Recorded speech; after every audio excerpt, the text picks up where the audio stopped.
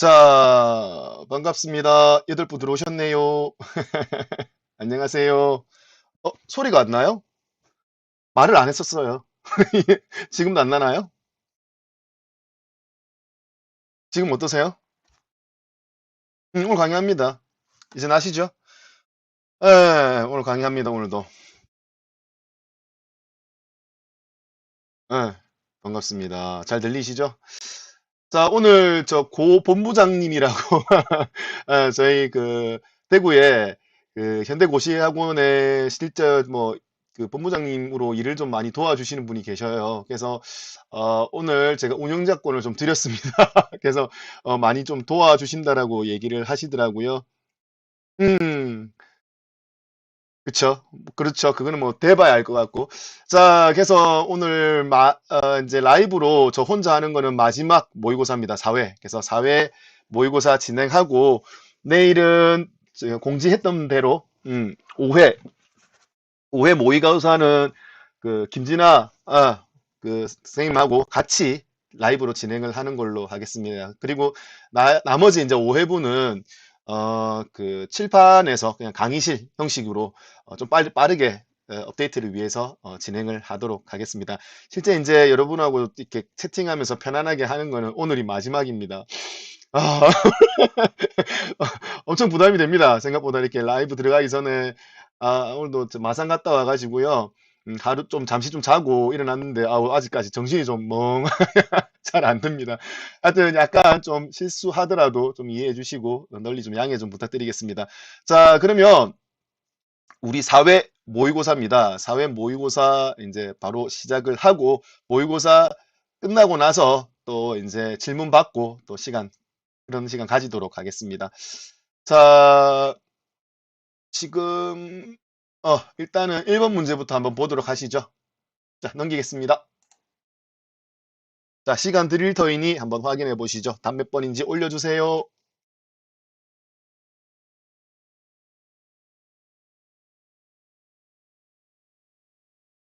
좀 어려울 거예요.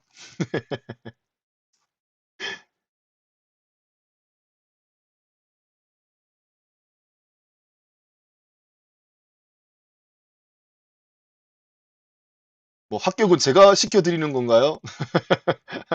알아서 하시는 거죠. 3번, 2번, 1번 막 올라오네요. 오늘은 통일이 안 되네요. 2번, 1번 문제부터 난적을 만난 것 같습니다. 자, 3번, 2번, 2번, 1번. 지금 2번이 세 분이고 제일 많고요. 1번이 두 분이네요. 그죠? 3번이 한 분이고요. 문제가 좀 어렵습니다. 그죠? 음.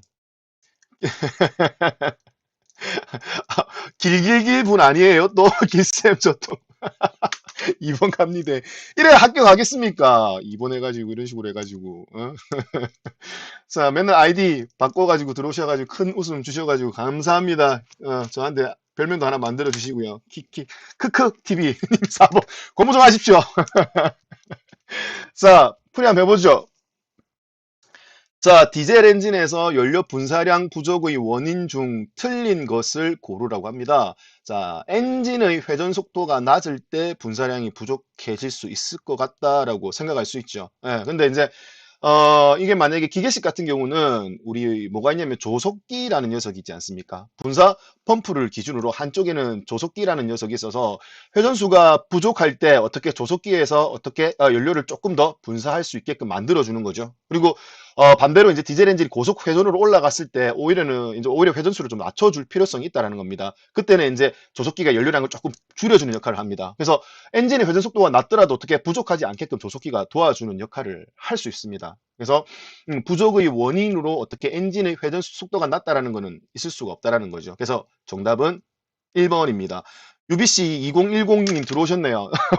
자동차에 좀 관심이 좀 많으신 것 같더라고요. 제가 리뷰 쭉 돌아보니까. 그래서 잘 하시는 것 같습니다. 자, 분사 펌프의 플런저가 마멸되었다라는 이야기입니다. 자, 분사 펌프 토출 밸브 뭐 딜리버리 밸브라고 얘기하는 거죠. 그리고 토출 밸브, 스프링 이런 얘기 나오는 거 보니까 독립식 분사 펌프 방식이라고 보시면 되겠습니다. 자, 90점 목표 한번 가봅시다. 근데 어떡합니까? 첫 문제부터 틀려서. 길길길. 자, 그러면 자, 그러면 한번 볼까요? 봅시다. 이거 한번 보고 얘기하시죠. 엔진의 요거죠. 보자. 디젤 분사 펌프 요거 보시면 되겠네요. 자, 요 내용 보시게 되면 지금 플런저라고 표현이 되어 있는 거죠. 이거를 작동을 시켜볼까요? 공회전 씨. 자, 지금 2번 선지에 토출 밸브에 플런저가 마모가 되었다. 플런저가 어디 있는 녀석이에요? 플런저가 이거지 않습니까? 여기 있는 파란색 위아래 상하 왕복 운동하는 녀석이 플런저입니다. 자, 안 됩니다. 휴대폰 번호 비쌉니다. 휴대폰 번호 알려주는 순간 저 업무 못 봅니다. 자, 플런저에 여기 토출 플런저가 마멸되게 되면은 이 피스톤 같은 역할을 하는 녀석이 아래쪽에서 위로 올라가게 되면은 양쪽으로 연료가 다 새어 나가버리게 되는 겁니다. 그러면은 위쪽으로 쏘아오는 연료가 올리는 연료가 턱없이 부족하게 되니까 당연히 연료 분사량이 부족의 원인이 될 수 있다는 겁니다. 자, 그 다음에 토출 밸브 위쪽에 위치한 이 녀석을 우리 토출 밸브라고 하죠. 딜리버리 밸브라고도 얘기를 합니다. 얘가 시트가 손상되게 되면은 연료를 쏘아 올렸다가 어떻게 얘가 색밸브 역할로 하고 막았을 때 어떻게 연료가 다시 리턴돼 가지고 새어 나올 수 있다는 얘기죠. 역류할 수 있다는 얘기입니다. 자, 역류해 가지고 여기 라인에 공기가 찼을 때 다음번 연료를 분사하게 되면은 어떻게 된다? 당연히 연료가 부족하게 되는 원인이 될 수 있다는 겁니다. 마찬가지 뒤에 받치고 있는 스프링의 장력이 부족해요. 스프링이 약해도 어떻게 된다? 역류할 수 있다라는 겁니다. 그래서 그런 부분 잘 생각을 해주시게 되면은 답 1번으로 크게 어렵지 않게 찾을 수 있다라는 겁니다. 자, 그러면은 이 부분 마무리가 되었고 문제로 다시 돌아가도록 하겠습니다. 그래서 1번 답은 몇 번? 1번이다. 이렇게 보시면 되겠습니다. 자, 그 다음에 2번 문제 한번 보시죠.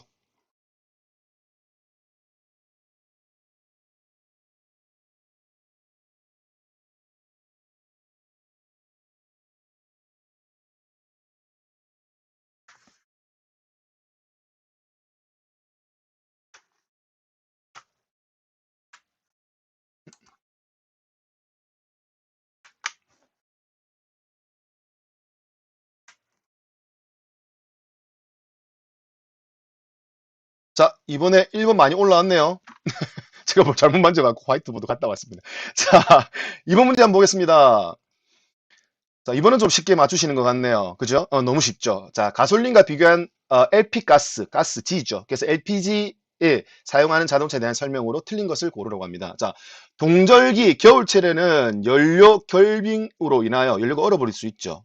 너무 추운 환경이기 때문에. 그래서 연료가 기화돼서 얼어버릴 수 있어요. 그래서 부탄만을 사용하면은, 부탄은 이제 기화 한계점이 거의 영하 0.5도, 거의 영하 온도가 되면 기화가 잘 되지 않습니다. 그러면은 부탄을 쓰게 되면 기화가 잘 안 됩니다. 그죠?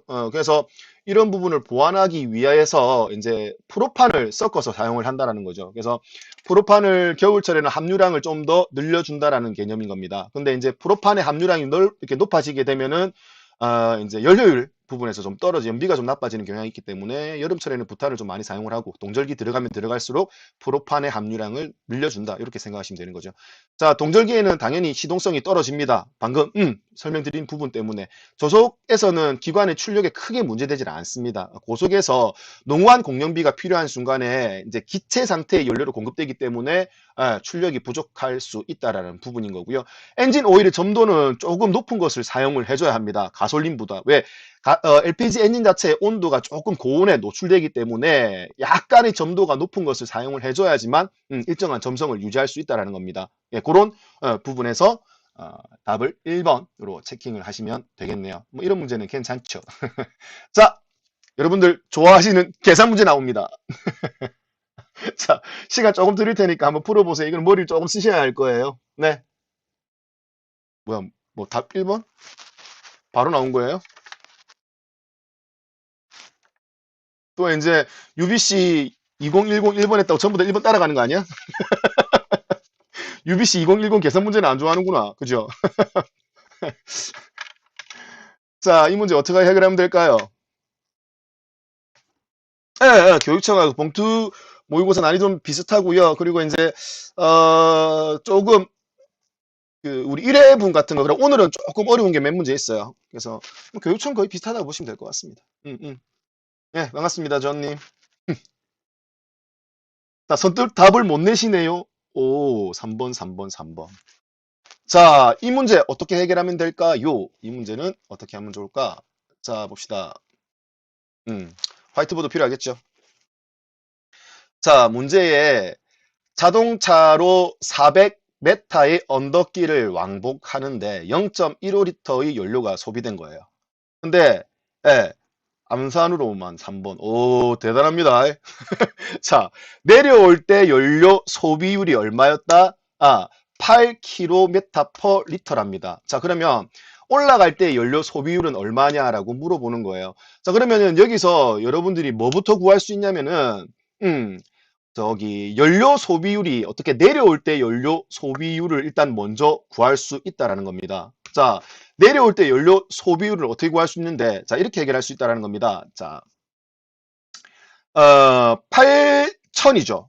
킬로미터를 미터로 고치면 8천입니다. 8천 메타를 가는 겁니다. 그죠? 어떻게? 몇 리터? 연료 몇 리터에? 1리터에. 1리터에. 1리터에 8천 메타를 가는 거죠. 자, 이런 연료 소비율을 가진 자동차로 지금 보시면 편도 얼마입니까? 자동차로 400m의 언덕길을 왕복하니까 편도는 얼마다? 400m가 되는 거죠. 그랬을 때 400m를 갈 때 연료 얼마만큼 쓰느냐 이렇게 식을 세울 수 있다는 겁니다. 그죠? 그러면은 요거 곱한 거는 뭐와 요렇게 곱한 거하고 같다라고 볼 수 있다라는 겁니다. 그래서 요렇게 x를 구하게 되면은 x는 얼마가 나오느냐? 자, 이거 400하고 8천이니까 400 이렇게 하나씩 해봅시다. 하나씩 해봅시다. 400은 양쪽에 8천 x 이렇게 되는 거죠. 공 하나 둘 하나 둘 지우게 되고요. 그러면은 x는 어떻게 되는 겁니까? 80분의 4가 됩니까? 그죠? 예. 80분의 4가 되면은 얘는 얼마다? 0.05가 되는 겁니다. 0.05. 맞죠? 예, 0.05가 되는 거죠. 그러면은 보세요. 언덕길을 왕복할 때 지금 이 상황이 내려올 때 연료, 내려올 때 0.05리터를 쓰는 거잖아요. 근데 왕복할 때 총 0.15리터를 썼다고 했기 때문에 그러면은 당연히 올라갈 때 연료는 나머지 0.15리터에다가 빼기 0.05리터를 해주게 되면은 총 올라갈 때 쓴 연료량이 얼마? 0.1리터가 되는 겁니다. 0.1리터.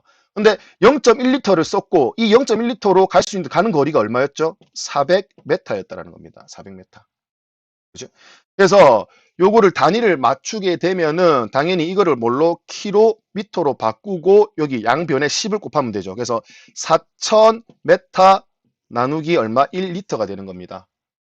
그러면은 4000m는 4km고 그래서 4km를 갈 수 있다는 얘기예요. 1리터로. 그래서 답을 몇 번? 3번으로 선택을 하시면 되겠습니다. 그죠? 그래서 계산 문제인데 이거는 조금 생각을 하셔야 되는 계산 문제다. 이렇게 보시면 되겠습니다. 오늘도 좀 많이 끊기나요? 딜레이가 좀 심해요. 어때요? 괜찮습니까? 자, 대답이 좀 늦게 올라오는 거 보니까 약간 또 딜레이가 좀 생기나 봅니다. 그죠? 예. 자, 일단 그래서 3번의 답은 4번으로 하고요. 다음 문제 일단 보도록 하죠.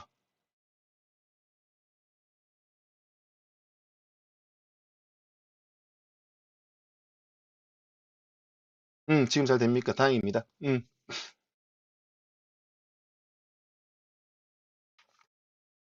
자, 4번 문제 풀어봅시다.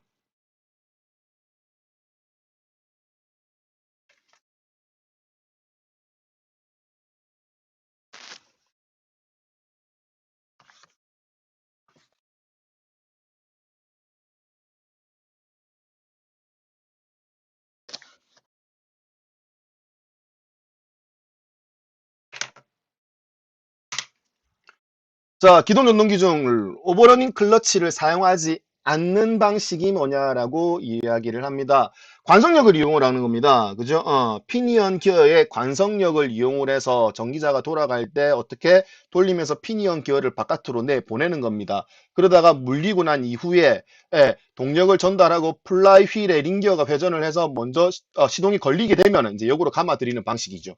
그래서 시동이 걸렸을 때 따로 오버러닝 클러치가 필요 없는 방식으로, 즉 피니언의 관성력을 이용을 해서 시동을 걸 수 있는 방식이 뭐다? 1번의 벤딕스식이다, 이렇게 보시면 되겠죠.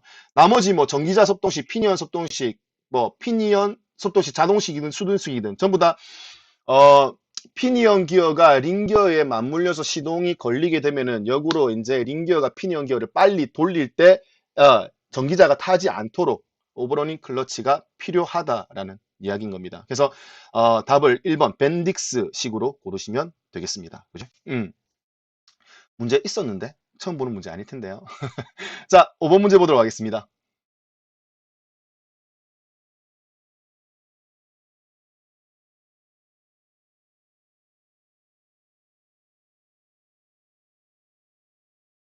자, 몇 번?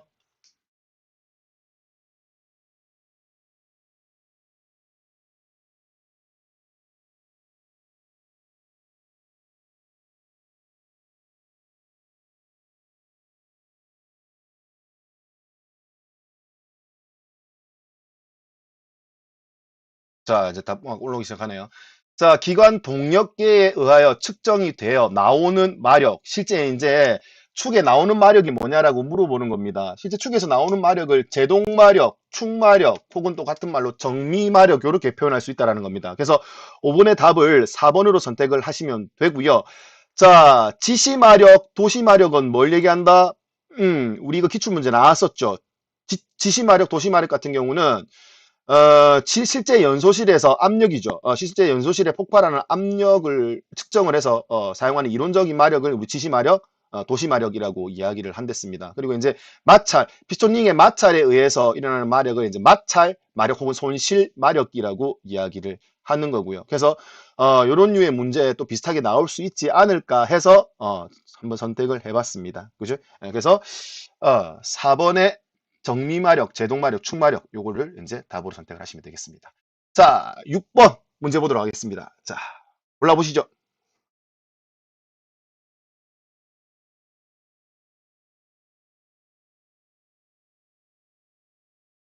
네, 고맙습니다.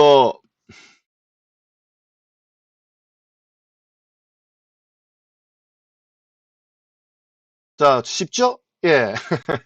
레이디얼 타이어의 장점으로 틀린 것은, 이건 뭐 기출 문제도 나왔었고 우리 그 학습하면서도 문제를 몇 번 봤던 문제입니다. 그죠?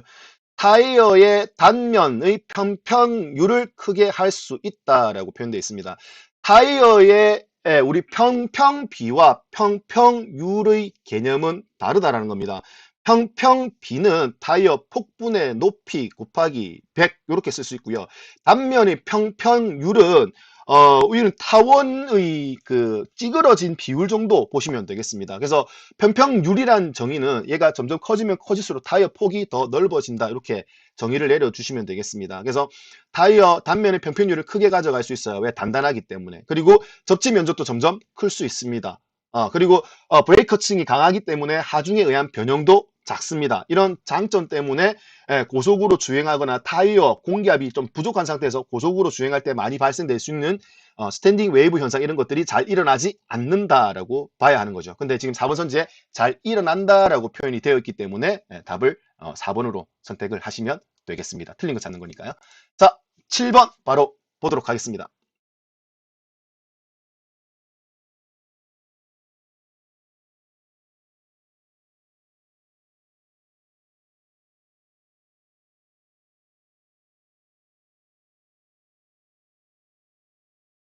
답몇 번? 7번, 2번, 2번, 2번. 좀 쉽죠? 자, 용량과 전압이 같은 축전지 배터리입니다. 배터리 두 개를 어떻게 한다? 직렬로 연결한 거예요. 그죠? 플러스 마이너스 이런 식으로. 직렬로 연결했을 때는 뭐가 두 배가 된다? 전압이 두 배가 된다라는 겁니다. 병렬로 연결하면 뭐가 두 배가 된다? 병렬로 연결하면은 용량이 두 두 배가 되는 거죠. 그래서 직렬로 연결했을 때, 병렬로 연결했을 때 뭐가 각각 두 배가 되는지 잘 좀 기억을 해두신다면 크게 어렵지 않게 해결할 수 있는 문제다. 이렇게 보시면 되겠습니다. 자, 쉽게 풀었으니까 이제 8번 한번 넘어가 보도록 하죠. 8번입니다. 그쵸? 용량은 병, 열. 잘한다. 자, 8번 문제. 몇 번? 1번.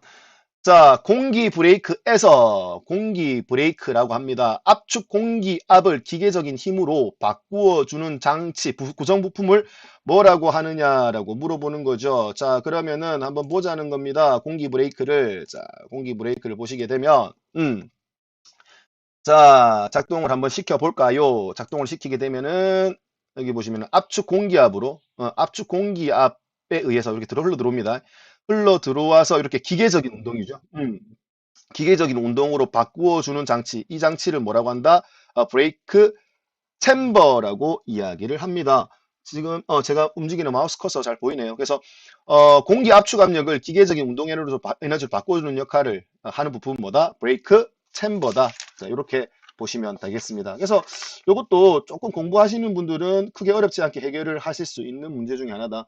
자, 이번 선지의 브레이크 밸브 같은 경우는 여기 있죠. 브레이크 페달 아래쪽에 공기가 들어가는 양, 즉 운전자의 의사에 의해서 브레이크 밟히는 양에 따라서 공기 들어가는 양이 결정 지어줄 수 있게끔 만들어주는 밸브를 뭐라고 한다? 여기 아래쪽에 있는 브레이크 밸브라고 이야기를 하는 겁니다. 자, 퀵 릴리스 밸브가 3번 선지에 있습니다. 자, 퀵 릴리스 밸브는 지금 여기가 이제 전륜인 거죠. 전륜 브레이크에서 공기 브레이크에 작동을 시키고 나서 해제할 때 이렇게 빼주는 역할을 하는 것이 뭐다? 퀵 릴리스 밸브고요. 참고로 퀵 릴리스 밸브 나온 김에 후륜에서 브레이크 작동시키고 공기 유압을 빼주는 장치가 이름이 다르죠. 그래서 그 뒤에 뒤쪽에서 공기를 빼주는 장치를 릴레이 밸브라고 표현을 합니다. 그리고 이제 브레이크 캠 같은 경우는 실제 이제 슈를 여기 보시는 양쪽의 슈를 기계적으로 이렇게 작동시키는 장치를 브레이크 캠이라고 이야기를 하고 있는 겁니다. 그죠? 그래서 뭐 답 1번 크게 어렵지 않게 고르실 수 있지 않았나? 공부를 하셨다라면 만약 근데 이 부분 뭐 보지 않으셨으면은 당연히 어렵게 공부하지 않으셨으면 어렵게 다가올 문제 중에 하나다. 자, 이렇게 이해하시면 되겠습니다. 자, 9번 문제 보도록 하겠습니다. 벌써 9번이네요. 시간도 벌써 다 돼가네요. 엄청 시간도 많이 지났습니다, 생각보다. 자, 본 문제 한번 보시죠. 문제집 안 사셔도 되죠. 이렇게 뭐 하나씩 풀어보셔도 상관은 없죠.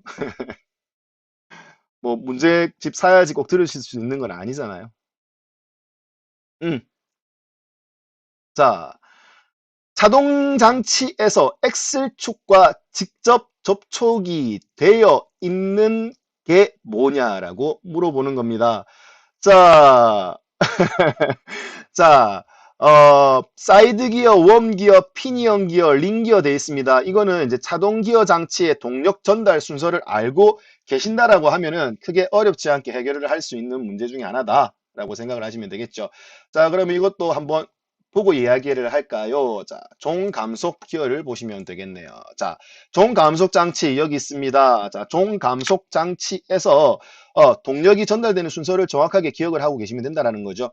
자, 프로펠러 샤프트 추진축이 보입니다. 추진축 다음에 유니버셜 조인트, 그죠? 십자형 자재 이음이라고 이야기를 합니다. 이 부분 그때 질문을 주셨죠. 유니버셜 조인트가 뭐냐고, 그죠? 그래서 이게 추진축에 들어가는 그죠? 십자형 자재 이음을 유니버셜 조인트라고 얘기를 합니다. 자, 그 다음에 이제 플랜지라고 해서 이렇게 맞닿는 부분이 있고요. 자, 그 다음에 추진축이 회전했을 때 여기 제일 처음에 먼저 종감속 장치 내부로 들어와서 동력을 받아서 도는 녀석을 뭐라고 한다? 구동이죠. 드라이브니까. 구동 피니언 기어라고 이야기를 하고요. 구동 피니언 기어하고 링 기어하고 맞물려 있습니다. 이 맞물려 있는 기업이죠. 보시는 것처럼 구동 피니언이 기어 일수가 작고 링 기어 일수가 많습니다. 작은 게 큰 거를 돌리기 때문에 어떻게 작은 거에 많은 회전수가 큰 거로 전달되면서 회전수가 떨어지게 됩니다. 자, 회전수와 반비례 있는 녀석. 회전수와 반비례에 있는 녀석, 즉 회전수가 떨어져서 감속이 되면 상대적으로 증가되는 녀석이 뭐다? 토크라고 볼 수 있죠. 그래서 이 부분을 우리 뭐라고 한다? 종감속 장치라고 이야기를 합니다. 구동 피니언과 종감속 장치가 몰려 있는 이 부분을 종감속 장치라고 하죠. 그래서 속도를 떨어뜨리면서 뭐를 토크를 키워줄 수 있는 그런 역할을 한다 이렇게 보시면 되겠습니다. 실제 이제 우리가 문제가 풀어야 되는 부분은 이 뒷부분인 겁니다. 자, 이 뒷부분에서 자동 기어 장치의 케이스가 회전하게 되고요. 그죠? 링기어가 돌아가면. 그 다음에 위아래 뻗쳐 있는 피니언 샤프트입니다. 피니언 기어의 샤프트와 케이스가 같이 돌아가게 되고요. 샤프트가 돌면은 위아래 있는 자동 피니언 기어죠. 자동 피니언 기어가 직진할 때는 공전하게 됩니다. 얘가 위아래에서 공전하게 되면 양쪽 옆에 걸려있는 사이드 기어죠. 자동 사이드 기어가 회전하게 되고 자동 사이드 기어의 정중앙에 이렇게 스플라인부가 파져 있을 겁니다. 자, 이렇게 스플라인부와 연결되어 있는 엑셀축이 이제 그때서 비로소 어떻게 회전할 수 있다라는 겁니다. 그래서 문제에서 뭘 물어봤습니까? 엑셀축과 직접 접촉되어 있는 것이 뭐냐라고 물어봤죠. 그래서 이 X축과 직접 접촉되어 있는 것을 뭐라고 볼 수 있다? 자동 사이드 기어다라고 볼 수 있는 겁니다. 이 문제는 지금 제가 방금 전체적으로 동력 전달의 흐름에 대해서 설명을 드린 문제는 작년에 대구에서 기출문제로 나왔던 부분인 겁니다. 정확하게 구분을 지어야 되는 거. 뭐 이렇게 보시는 종감속 장치, 그다음에 자동 기어 장치도 명확하게 구분을 지어서 동력이 전달되는 순서 기억을 해 두셔야 된다라는 겁니다. 그래서 이렇게 뭐 순서만 알고 계시면 크게 어렵지 않게 해결을 하실 수 있다. 이렇게 보실 수 있겠네요. 자, 그러면 이제 마지막 문제입니다. 10번 문제 한번 보도록 하죠. 10번 문제도 쉽습니다. 대구는 어렵습니다. 그래도 요 근래 들어서 엽기적인 문제는 안 냅니다. 풀 수 있는 문제, 공부하면 풀 수 있는 문제가 많이 나옵니다. 음. 자, 전류에 대한 설명으로 틀린 거 고르라고 하죠. 빨리 골라보세요. 4번, 그죠? 뭐, 한 8문제, 7문제는 무난하게 맞출 수 있지 않나라고 생각을 해보는데. 자, 그죠? 화이트보드 켜놓고 한번 얘기를 해볼까요? 자, 전류에 대한 설명으로 틀린 것을 고르라고 합니다. 그죠? 전기의 흐름을 우리 전류라고 이야기하죠. 그리고 단위를 뭘 쓴다? 암페어를 사용합니다. 그리고 이 전류에는 어떻게 시간대별로 시간이 지나더라도 플러스와 마이너스가 정해져 가지고 플러스에서 마이너스로 일방적으로 전류가 흘러가는 직류가 있고요. 그 다음에 이제 시간 대비 어떻게 플러스와 마이너스가 바뀌어서 흐르는 방향이 바뀌는 교류가 있습니다. 그죠? 그래서 맞습니다. 1번, 2번, 3번. 자, 저항과 항상 비례한다라고 표현되어 있습니다. 자, 요거 해결하기 위해서는 뭐를 알면 된다? 옴의 법칙을 알면 편하다라는 거죠. 자, 옴의 법칙은 E는 I, R입니다. 지금 전류에 관련된 이야기를 해야 되기 때문에 전류를 구하고 싶어. 그럼 어떻게 한다? 이 옴의 법칙 삼각형을 그려놓고 I를 가리면 된다는 얘기죠. I를 가렸을 때 옴의 법칙 R분의 E로 표현할 수 있다라는 겁니다. 그러면은 우리 구하고 싶은 I는 좀 지우고 갈까요? I는 R분의 E라고 볼 수 있죠. 자, 그래서 전류 I는 뭐다? R분의 E. 자, 이 옴의 법칙 중에 하나의 식, 변형된 식을 놓고 보면은 당연히 전류와 그죠? 저항이죠. 저항은 이게 분모하고 위에 여기 있기 때문에 뭐 반비례하는 관계에 있다. 이렇게 볼 수 있습니다. 근데 4번 선지에서 항상 비례한다라고 표현했기 때문에 4번이 답이 되겠네요. 그죠? 예. 자, 그래서 오늘도 10개 문제를 다 풀어봤습니다. 그러면은 이제 본인 성적 몇 개나 맞는지 아실 수 있겠죠? 그렇게 확인을 해보시면 되겠네요. 오늘 70점 맞았습니까? 70점 맞으면 안 되는데, 오늘 문제. 오늘 문제는 80점 받아야 되는데, 최하 80점 받으셔야 되는데, 그죠? 음. 자, 여기서 해서 지금 시간이 거의 28분, 뭐 30분 다 돼가네요. 기본적으로 10문제, 10문제 준비한 거는 모두, 마무리를 하고요. 그러면 이제 공식적으로, 보실 수 있는 내용은 여기까지 하고, 이제, 어제 이제 이어서 궁금한 거 있으면 질문 주셔요. 질문 주시면 제가 또 내용 보고 답변을 드리는 시간 좀 일부 가지도록 하죠. 아, 그 전에, 그 전에 어제 저희가 방송 끝나고 나서요. 방송 끝나고 나서 댓글로 누가 질문을 주셨더라고요. 어떤 내용이었냐면은, 댓글 내용이, 이제 요걸 좀 펴놓을까요? 자, 스프링 상수와 스프링 정수의 차이점이 뭐냐라고 물어보는 거더라고요. 그래서 그 부분 간단하게 일단 먼저 대답을 좀 해드리고 진행을 하도록 하겠습니다. 자, 스프링 상수와 스프링 정수는 일단 같은 개념입니다. 스프링 상수와 정수는 같은 의미고요. 자, 상수와 정수 같은 의미로 일단 K라는 기호로 많이 표현을 합니다. 스프링 상수와 정수 K는 이렇습니다. K는 하중에 비례하고요. 하중에 비례하고 그 다음에 스프링에 하중에 가해지면 어떻게 되겠어요? 변형이 될 수 있겠죠. 그 변형되는 변형 양에 반비례합니다. 그러면 스프링 상수나 스프링 정수가 작다, 즉 K가 작다, 적을 때라고 표현이 되면 자 반비례니까 어떻게 하중을 조금 가하더라도 변형량은 뭐다? 많다라는 해석을 할 수 있어요. 하중을 조금 가했는데도 어떻게 스프링이 잘 변한다라는 얘기는 물은 스프링이다, 단단한 스프링이다? 당연히 물은 스프링이다라고 보시면 되겠습니다. 그래서 스프링 상수가 혹은 정수가 작다라고 표현되면 물은 스프링이다. 그래서 물은 스프링을 사용하는 게 뭐다? 독립식 차축의 현가장치에 물은 스프링이 사용될 수 있지 않습니까? 그래서 그런 식으로 해결을 하시면 되겠습니다. 그러면 뭐 질문 주신 대답은 되지 않았나 이렇게 생각이 됩니다. 그죠? 예. 그렇게 해결하시면 되고 잠깐만요. 자 봅시다. 됐고요. 자 다음 문제 한번 볼까요? 계산 문제, 토출 문제 틀렸어요. 오늘 함께 해주신 분들은 고부장님, 고본부장님, 감사합니다.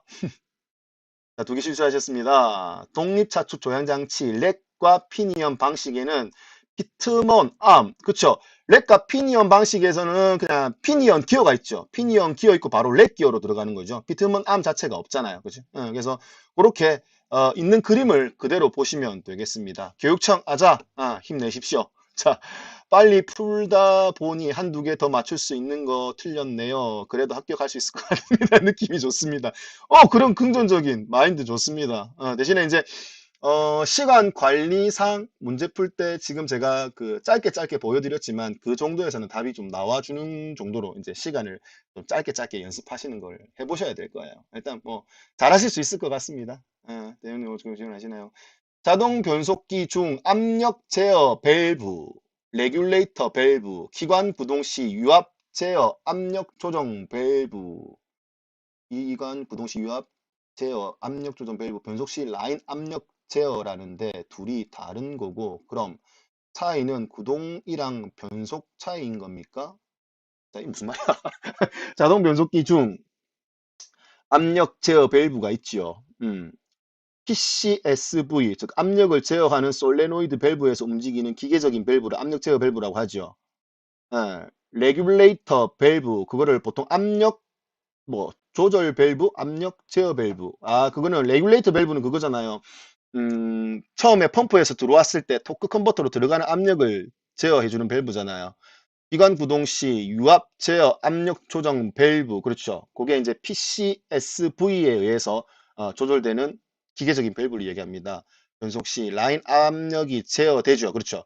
둘이 다른 거고, 그럼 차이는 아까 둘이 다른 거라고 얘기했잖아요. 그래서 레귤레이터 앞에 표현한 거는 펌프 다음에 나와서 토크 컨버터로 들어가는 압력이고요. 두 번째는 이제 PCSV에 의해서 솔레노이드 밸브 제어했을 때 기계적으로 제어되는 라인 압력이라고 보시면 되는 거죠. 둘은 완전히 틀립니다. 병주 씨, 너무 깊이 있게 들어가는 경향이 없지 않아 있어요. 지금 질문을 보니까 항상 병주 씨 이랬잖아. 작년에도 이쯤에 깊이 있는 거 엄청나게 파다가 실수했잖아. 그죠? 병주 씨 지금 깊은 거 지금 너무 많이 들어갔어요. 그래서 조금은 전체적인 내용을 자주 복습할 수 있게끔 해주세요. 내 지금 얘기했잖아. 다 아는 것 같지만 시간 지나가지고 실제 시험 치면은 실수 많이 한다고요. 그래서 지금 질문이 딱 그래. 너무 깊이 있게 들어갔어. 적당히 전체적인 걸 좀 자주 볼 수 있게끔 하시면 좋을 것 같아요. 네, 병주 씨 아끼니까 얘기한다. 네, 그럼 또 이상한 질문 하지 말라니까. 자, 대엽시 충북, 충북 경쟁률 좋지 않나요? 교수님, 혹시 앞으로도 소통 방송 주기적으로 하실 생각 없으신가? 너무 힘들어. 모르겠어요. 야, 이게 저도 하면서 이제 에너지를 뭐 여러분들과 같이 이렇게 공유하고 좋은데, 개인적으로 오늘도 마산 갔다 와가지고 좀 많이 힘들었었거든요. 힘들어가지고, 그렇다고 이제 피곤한 상태에서 방송을 하게 되면은, 너무너무 이렇게 순간 대응력이 좋지 못해가지고 실수도 하게 되고, 그래서, 무조건 한숨 자야지 하고 딱 누웠는데, 막상 잠은 안 와. 라이브 해야 된다는 긴장에.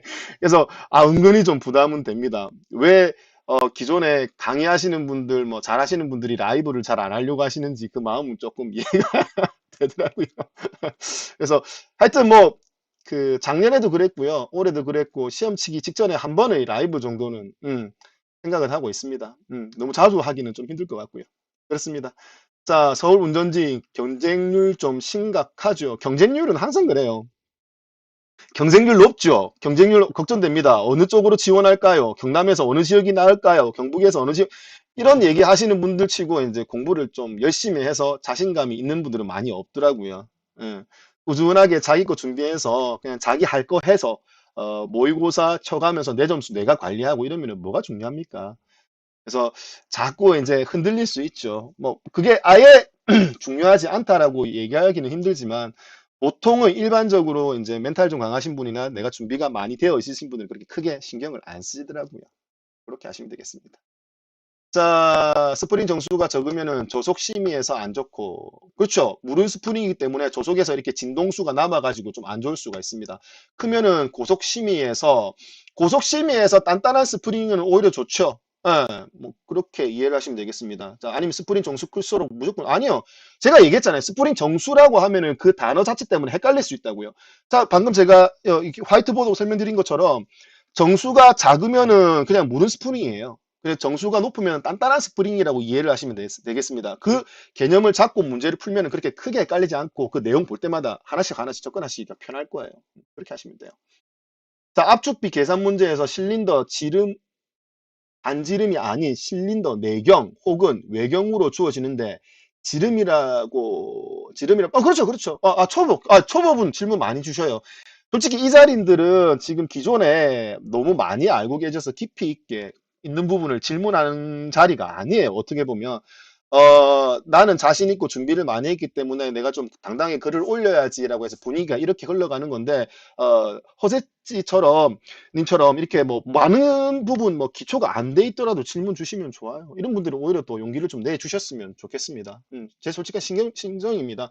자, 제가 교재에서도 표현을 했었지만 300제 풀이할 때 얘기를 했었습니다. 300제 앞쪽에 지금 기출문제를 단원 평가별로 넣었잖아요. 거기서 제가 일일이 하나씩 이런 부분에 대해서 잘 풀이를 해 놓았습니다. 그래서 실린더 지름, 전체적인 지름, 직경이죠. 반지름 요 개념이고요. 실린더 내경 혹은 외경. 맞아요. 실린더 전체를 봤을 때 안쪽에 구멍을 내경이라고 하거든요. 그리고 실린더 하나만 봤을 때, 그 원 하나를 봤을 때는 이제 외경으로 또 표현할 수 있다는 얘기죠. 그러니까 실린더 내경이나 호경이나 실린더 내경이나 혹은 외경도 전부 다 뭘로 볼 수 있다? 지름으로 봐도 된다라는 이야기인 겁니다. 자, 이 대염님, DLI, 디스트리뷰터 레스 이그니션 방식, 이거는 앞쪽에 있었던 내용입니다. 한번 찾아보시면 그 내용도 한 번 더 확인하실 수 있을 겁니다. 모의고사, 파이널 모의고사 1편부터 한 번씩 하시다 보면은 이게 문제 나왔었어요. 그래서 DLI 약어까지 한 번 더 확인하실 수가 있다. 이렇게 보시면 되겠습니다. 자, 서울 7대1 넘어가고 연대고시험, 네, 다 하겠습니다. 디스트리뷰터 레스 이그니션 밑에 적어주셨네요. 대구는 38대 1, 뭐 높은 편이지요. 이번 달은 이제 오늘 마지막으로 의정부 합격 후 면접 특강, 그렇죠. 꼭 합격하셔가지고 면접 특강 와서 얼굴 뵀으면 하는 바람입니다. 필기시험 열심히 준비하셔가지고 필기시험 딱 합격하시는 순간 여러분들이 갑이 됩니다. 지금 지사 이제 제가 갑이라서 막 방송도 해드리고 이렇게 편하게 이렇게 표현도 해드리지만 딱 필기 합격하시는 순간 여러분들을 갑님으로 제가 모시겠습니다. 그런 영광 한번 다 누려보시기 바랍니다. 음, 자, 그리고 서울 합격했는데 집이 경남이라 내려옴. 서울에 합격하셔가지고 또 이제 기타 지역이죠. 기타 지역에 지원을 하셔서 합격해가지고 자기가 있는 지역으로 다시 계속 응시를 하시는 분들도 있더라고요. 길길길님 꼭 필기 붙이셔야 해요. 예, 제 개인적인 바람입니다. 제가 뭐 특별한 게 뭐 별명, 별칭, 애칭 이런 게 없었는데 길길길 개인적으로 마음에 듭니다. 예, 감사합니다. 자, 저는 디젤 이쪽 약해서 시험 안 나오길 바람. 보셔요. 이런 걱정할 시간에 지금 빨리 들어가서 디젤 한 잔 더 보셔요. 자, 썸네일 김진아 쌤처럼 하나 만들세요. 웃겨요. 편집하는 부분은 아직 제가 이렇게 빨리 연습을 못 해가지고요. 뭐 라이브 한다 이런 부분에 더 신경을 써가지고 했는데, 저도 편집을 하는 걸 조금씩 늘려가지고 하나씩 하나씩 좀 신경을 쓰도록 하겠습니다. 그리고 이제 실제 QR코드에 링크되어 있는 동영상들 있잖아요. 그 동영상들도 일부 좀 수정을 할 생각이에요. 좀 보시기 좋게끔. 일부 목소리 없는 것들은 목소리도 좀 집어넣고요. 그 다음에 타이틀 비슷하게 내용도 좀 넣어가지고 좀 보시기 편하게 만들 생각입니다. 이번에 바쁜 거 끝나고요. 감사합니다. 예. 사회가 어느 지역이나 허벌나게 어려워요. 사회가 어려울 수 있죠. 근데 사회가 비중이 가장 큰 거 아시죠? 열심히 하셔야 됩니다. 예, 꼭 붙어서 합격하십시오. 예, 알려주셔서 감사합니다. 앞으로 토요일마다 잘 부탁드립니다. 아, 오늘, 오늘 마산에 가서요, 제가 그지, 이제 운전직이 아니라 그거 있죠. 우리 군무원, 군무원 시험을 이제 대비하시는 분들 상대로 이제 문제를 풀었는데 자동차 정비 25문제, 자동차 공학 25문제에서 50문제가 나옵니다. 50문제가 나오다 보니 문제가 좀 지엽적인 게 많이 나와요. 근데 이제 운전직 공무원하고 틀린 부분은 운전직 공무원은 한두 문제 틀리면 타격이 엄청나게 크잖아요. 근데 작년 6월 달에 시험 친 군무원 시험에서는 합격 커트라인이 57점? 깜짝 놀라실 거예요. 합격 커트라인이 57점이었더라고요. 그래서 거의 자격증 필기 합격 점수보다 더 낮았었습니다. 그래서 이제 시험 치시는 분들 마음가짐 자체가 뭐 이 정도는 틀려도 돼라고 해서 뭐 넘어가는 마음이 있기 때문에 문제가 좀 지엽적으로 나오더라도 크게 부담이 없는 그런 분위기입니다. 뭐 참고로 그런 걸 제가 느껴가지고 그래서 토요일 날에 앞으로 잘 부탁드리고 제가 잘 부탁드려야죠. 여러분들이 수업 좀 잘 좀 준비해 오셔가지고 수업할 때 오늘 좀 피드백 해가지고 대답해 주시는 거 일부 연습을 좀 하셨는데 좀 더 적극적으로 수업을 참석해 주시면 좋을 것 같습니다. 잘 준비해서 오시면 좋을 것 같습니다. 나라에서 운전대 잡기 힘들죠. 세상에 쉽게 되는 게 있겠습니까? 거기에 또 여기는 고시입니다. 고시. 아무리 운전직이고 영어가 없다라고 해도 고시입니다. 고시. 힘듭니다.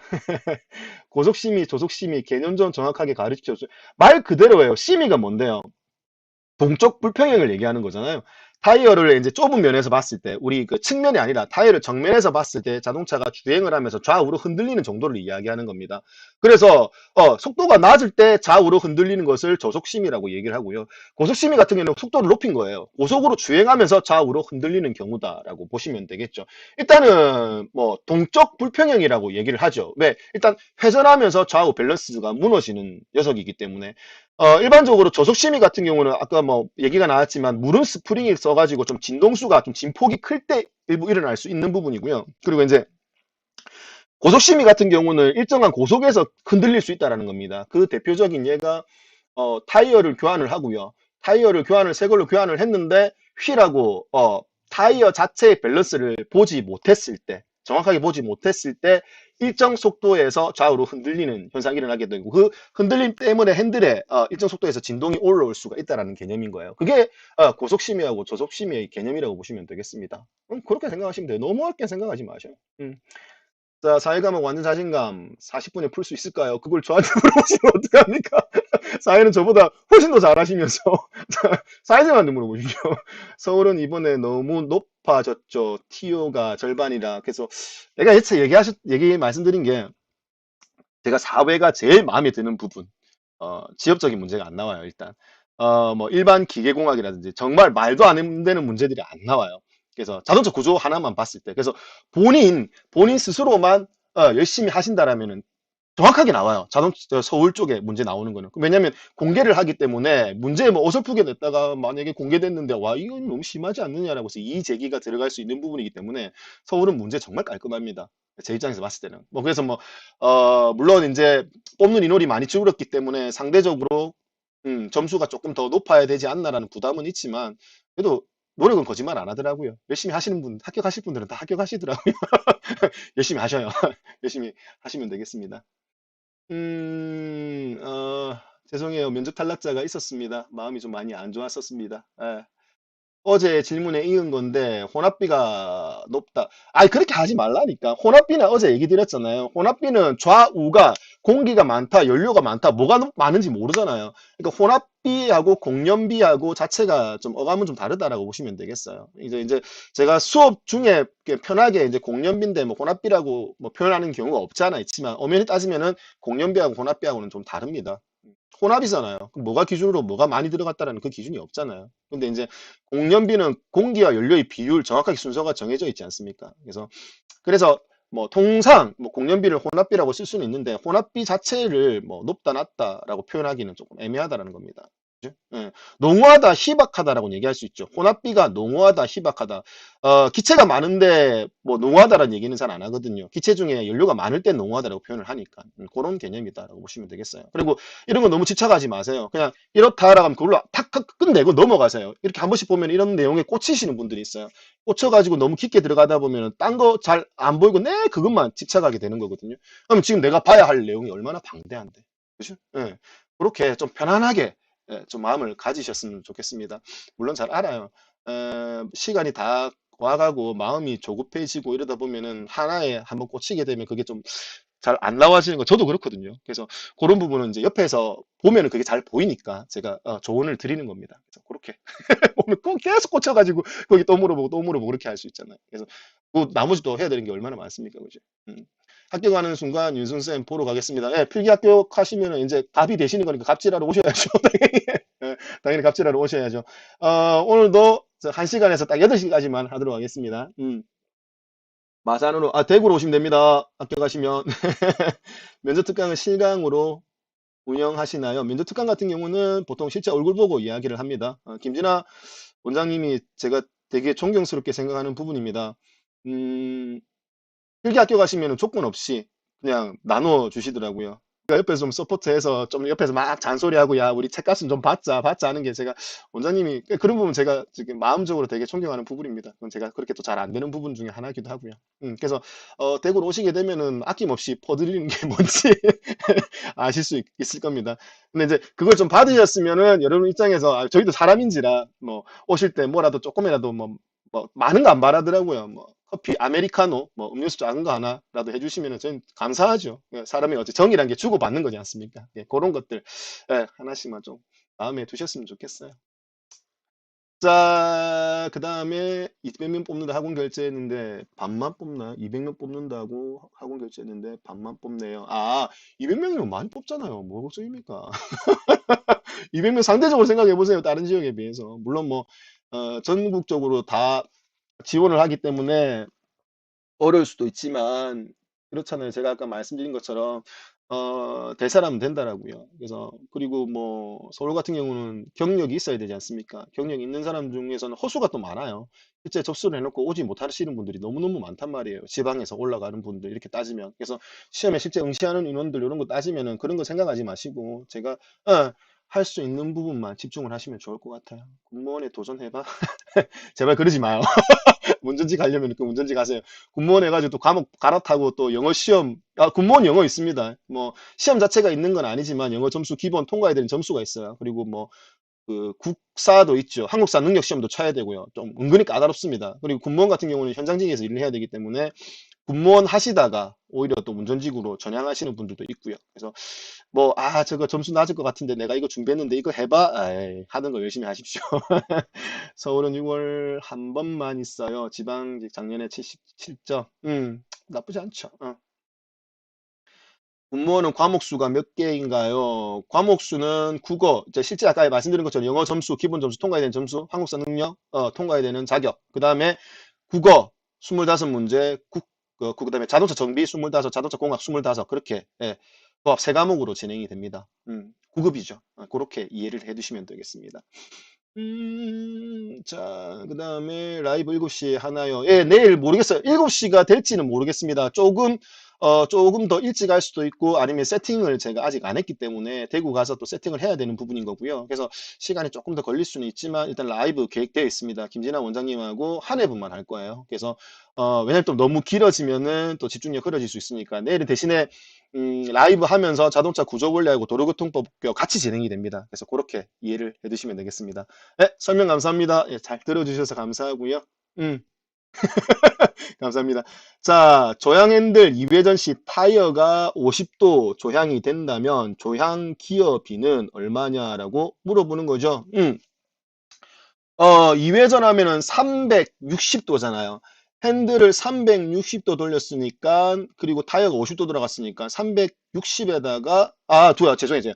한 바퀴가 360도고 두 바퀴니까 720도. 자, 집중력 살 흐려지기 시작합니다, 개인적으로. 끝내야 될 시간이 다가오는 것 같습니다. 자, 저항 핸들 유회전이기 때문에 720도입니다. 그죠? 거기에 이제 타이어가 50도 들어갔기 때문에 나누기 50을 하시면 되죠. 그럼 거기에 나오는 숫자가 저항 기어비가 되는 겁니다. 그죠? 예, 예, 예. 그렇게 이해하시면 되겠네요. 설명 받아도 이해 못하게 될 95명이래요. 예. 공부하느라고 부처님, 하늘님 도움 못 받네요. 뭔 얘기인지 잘 모르겠습니다. 선생님 모의고사 어려워 죽겠습니다. 이거는 어려운 편이 아닌데. 예, 이거 가지고 어렵다고 얘기하시면 안 되는데, 그죠?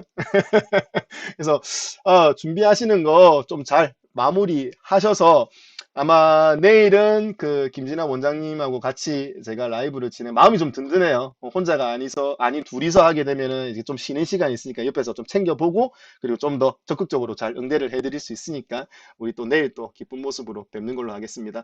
오늘 또 질문 못하고 뭐 또 지나서 생각나시는 것들은 방송 끝나고 나서 그 밑에 댓글 달아주시는 것도 괜찮더라고요. 제가 확인하고 그 다음날 또 할 수 있으니까요. 그래서 남은 일주일 어떻게 준비해야 하나요? 남은 일주일 같은 경우는 다른 거 보려고 하지 마시고요. 내용 더 늘려가지고 뭐 문제 더 봐야지, 더 챙겨봐야지, 어려운 문제 혹시 나오지 않을까, 내가 못 본 문제 챙겨야지 그런 마음 절대 가지시면 안 되겠습니다. 그냥 기존에 해봤던 거 절대 실수 안 하게끔 우리 뭐 단돌이 이제 한다라고 하는 거죠. 내용 다시 한번 돌아보시고 그 다음에 내가 풀었던 문제들 중에서 틀린 거, 그죠? 워다노트 만들어 놓으신 분들 특히 더 좋을 거고요. 틀린 것들 한번 다시 돌아가면서 내용 챙기시는 시간 가지면서 마무리하시면 되겠습니다.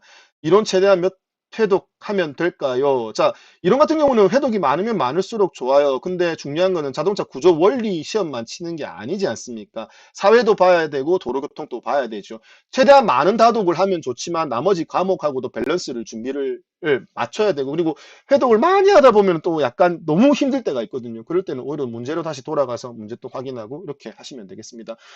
이와 어떻게 됐던 간에 긴 시간 동안 집중력 있게 마무리 계속 반복 학습하시는 게 가장 중요하다. 이렇게 보시면 되겠죠. 회독 보는 거는 개인의 능력차마다 조금씩 다르니까요. 공부 방법도 그렇고요. 옥체 건승 어제도 제일 마지막에 또 뒤에 봤는데 되게 감사하더라고요. 공부할수록 자신 없는 거 기분 탓인가요? 자, 주기가 있어요. 밸런스가 있어가지고 한참 재밌을 때가 있고요. 처음에는 아예 감 못 잡을 때는 뭐가 뭔지도 몰라요. 이거 어떻게 해야 될지 포기해야 될지 생각밖에 안 들다가 어느 정도 주기가 올라오면 약간 재밌을 때가 있어요. 그러다가 다시 또 정체기가 와요. 정체기가 오면 내가 잘 되고 있는 건지 뭐 한 건지 생각도 잘 안 나요. 그럴 때는 그냥 딴 거 보지 마시고 꾸준하게 가시던 길 그대로 가시는 게 맞습니다. 잘 하고 계신 거 맞고요. 그런 그 정체기를 잘 이겨내느냐 이겨내지 못하느냐 말 그대로 슬럼프인 겁니다. 그걸 얼마나 잘 극복하느냐 그 극복은 뭘로 가능하다? 공부하시면서 노력으로 가능해요. 꾸준하게 하기 싫어도 정진하다 보면은 어느 순간 탁 튀어서 올라가는 계단 한 칸 올라가듯이 올라가는 그 타이밍이 올 겁니다. 그 타이밍만 잡으면 또 재밌어요. 또. 그래서 그거 한 두세 번 하다 보면은 성적이 잘 나올 거니까 힘내십시오. 자, 감사합니다. 그럼 차라리 열심히 안 하고 떨어지면 뭐 아이 무슨 말 약해지는 소리예요. 말도 안 되는 소리 하지 마십시오. 힘내셔야죠. 자, 저도 감사합니다. 길길길 빵. 예. 자, 벨러스트 저항은 점막 코일의 온도 상승에 의한 성능 저하 방지를 위해 존재하는, 그건 맞아요. 점화 1차 코일 앞쪽에서 직렬로 연결된 거지 않습니까? 직렬로 연결을 시키게 되면은 걔가 같은 저항의 역할을 하게 되니까 이쪽에서 어떻게 과전류 뭐 흘러가는 거에 의해서 열화되는 부분을 일부 보완해 줄 수 있다. 이렇게 보시면 되겠죠. 그리고 이제 코일의 뒤쪽에 있는 접점이 붙었다 떨어졌다 하면서 이렇게 변화가 생길 거고 이제 직렬로 같이 연결되는 게 그거를 같이 밸러스트 저항이라고 해서 가변 저항을 쓰는 경우도 있거든요. 그래서 뭐 뒤쪽에 점막 코일에 부하가 많이 걸린다, 걸리지 않는다에 따라서 저항을 쓸 수 있다. 이렇게 보시면 되겠습니다. 그렇게 이해하시면 됩니다. 그렇죠. 이해하면서 외우시는 게 제일 빠른 것 중에 하나입니다. 교수님도 혹시 시험 보시나요? 부산은 봅니다. 부산은 볼 겁니다. 이번에도 접수를 해서 시험을 쳐야지 그 시험장 분위기도 알 수 있고요. 그리고 이제 여러분들한테 드릴 말씀도 있고, 그리고 시험 치고 오면 바로 또 제가 그 문제 복원해서 풀이해 드리는 것도 여러분들 너무너무 좋아하시니까요. 경기도 성남 시험 보는 분 계시나요? 자, 그거는 카페 가서, 카페 가서 여기서 이러시면 안 됩니다. 이제 다 끝나가는데. 자, 음. 1강 들으면서 다시 한번 힘받고 갑니다. 감사합니다. 교환이 따로 있는 건가요? 어떤 교환이요? 지금 하는 거에 대한 교환은 따로 없어요. 그냥 제가 생각나는 대로 쭉쭉 말씀드리고 있는 거고요. 교재에 있는 내용 가지고 그리고 PPT 보고 대부분 다 수업을 바로 진행을 합니다. 많이 떠들다 보니까 어느 정도 익숙해져서 그런 겁니다. 항상 감사합니다. 저 역시 감사합니다. 오늘 조금 참여도가 저조하다 그죠? 첫날에는 거의 100명을 넘기고 둘째 날 80, 자꾸 줄어들더니 오늘 32명이네요. 그만큼 아마 다시 볼 수 있고 공부에 집중해서 집중하느라 시간이 좀 뺏기기가 할애하기가 힘들기 때문에 그렇다라고 저 나름대로 위안을 해보겠습니다. 하여튼 필요한 내용은 그때그때 잘 캐치해가지고 돌려보시고 여러분들로 잘 만들어가지고 활용을 잘 해주시기 바랍니다. 그러면 저희 내일 김진아 원장님하고 요 시간 금방 해서 다시 한번 또 뵙도록 하겠습니다. 자, 짧은 시간이지만 수고 많으셨고 내일 다시 뵙도록 하겠습니다. 자, 모두 수고하셨습니다. 자, 마무리!